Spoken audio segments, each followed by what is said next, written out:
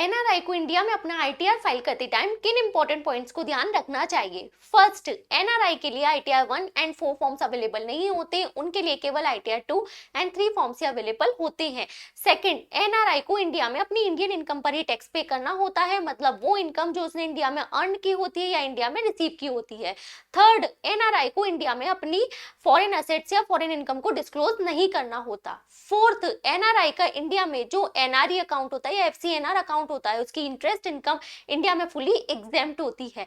Fifth, NRI की जो India में फॉरेन रेमिटेंसेस होती हैं उन पर टैक्स एप्लीकेबल नहीं होता। सिक्स्थ, एनआरआई की अगर इंडिया में कोई हाउस प्रॉपर्टी है, उसके सेल पर लॉन्ग टर्म कैपिटल गेन्स पर इंडेक्सेशन का बेनिफिट नहीं मिलता।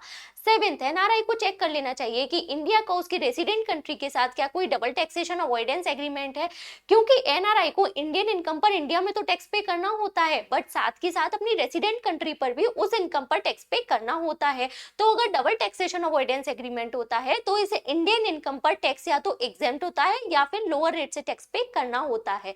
एट्थ, एनआरआई का इंडिया में अगर टीडीएस डिडक्ट होता है तो वो हमेशा हायर रेट से टीडीएस डिडक्ट होता है। For more such informative videos, subscribe to my channel.